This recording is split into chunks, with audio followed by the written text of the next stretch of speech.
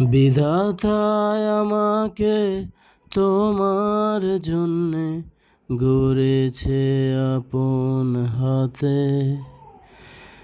জীবনে মরণে শয়নে স্বপনে থাকবো তোমার সাথে। তুমি বুকে টেনে নাও না প্রিয় আমাকে। আমি ভালোবাসি ভালোবাসি ভালোবাসি তোমাকে।